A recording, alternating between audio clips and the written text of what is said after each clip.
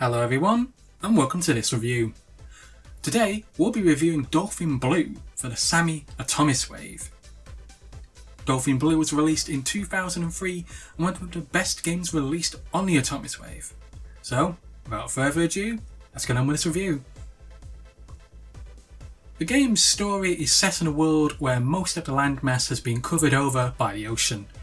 Think Waterworld, or what's actually going to happen to the Earth in probably about 200 to 300 years time when global warming consumes the planet, and it's us humans getting our necks trapped in those plastic six-pack beer holder thingies. The remaining nations of the world have split between the Royals and the Evil Empire. You play on the side of the Royals and have to rescue the princess from the Evil Empire as she has been captured. You play as either a male character or a female character, and travel through various levels with your trusty dolphin taking on the Empire and its ringleaders. The gameplay for this game is a little bit like that of the Metal Slug series. However, imagine someone just took a line of cocaine and then went and smoked 4 joints and started writing down an idea for a game, and you essentially end up with this. The game switches from you walking around on boats, to riding your dolphin in the ocean, to shooting the Empire, to going through underwater areas of your dolphin and using it as a spinning ball of death. In comparison, Metal Slug looks quite boring when you compare it to a game such as this. You get insane bosses and crazy levels where you're riding a dolphin, firing a submachine gun, going through a mine while enemy soldiers throw grenades at you and bullets towards your direction. You travel through each level, doing a stage where you're walking, and then you move on to a riding stage and then an underwater stage. This isn't set for every level, as some levels are stages where you're walking and then it's riding the dolphin for the next 2 stages, and some levels are riding only stages. The controls are easy and quick to pick up, with the only massive downside is there's no vertical shooting, which I found rather stupid. There were many times in this game that I found I needed to shoot vertically, but the game wouldn't let me, so it's basically up, down or straight ahead, and that's your only choice.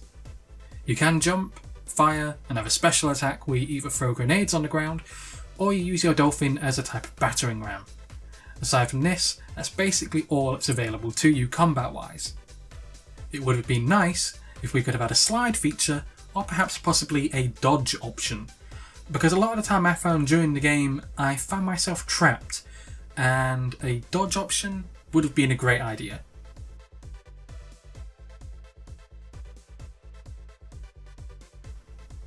The graphics for this game are a mixture of 2D and 3D.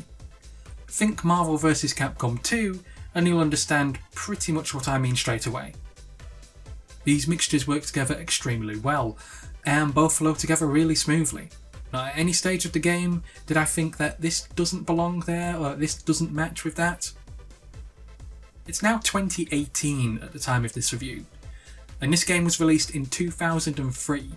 And even by today's standards, the graphics of this game look incredible. A lot of games have not aged well, but this 15-year-old something game looks as fresh now as it did back then. This game could be released today, and people would be saying how great the game's graphics are and how well it is presented. The Atomiswave hardware basically runs off Sega's Naomi board, so the game is essentially being run by a Dreamcast console of sorts. For everyone out there who has ever owned one of these beautiful Dreamcast consoles, you will know that this game's graphics should be in good hands.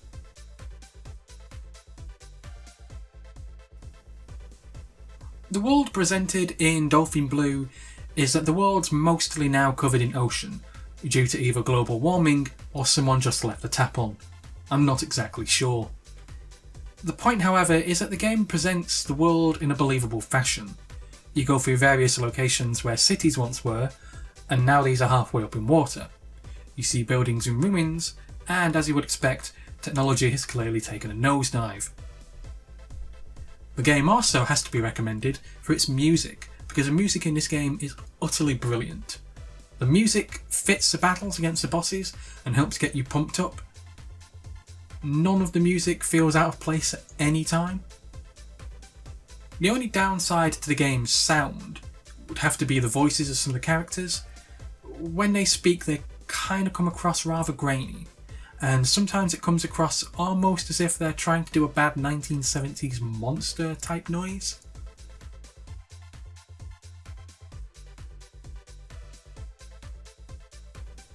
This, ladies and gentlemen, is where the game becomes difficult.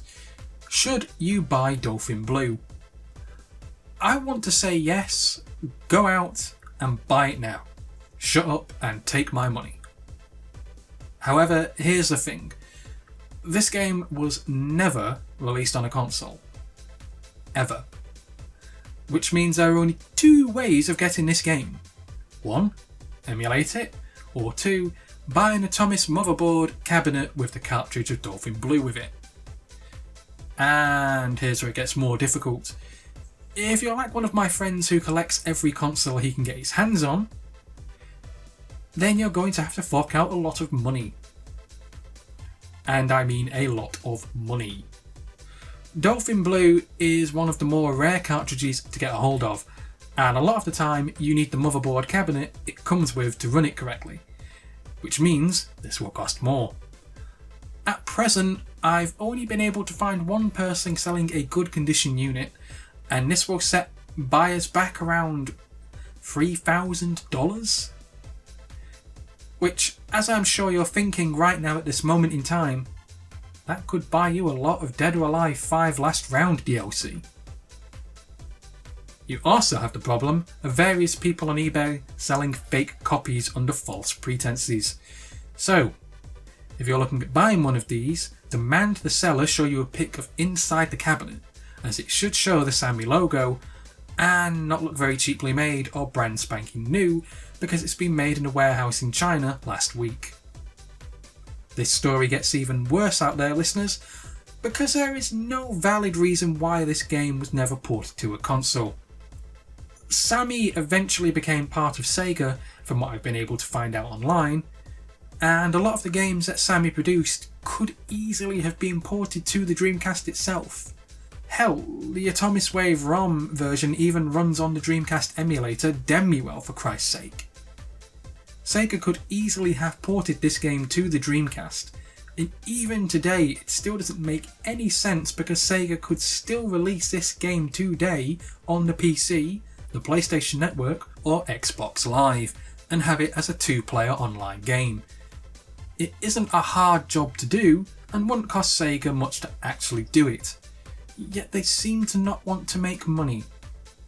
Then again, this is Sega we're on about, a company which has no idea what it's even doing with Sonic anymore.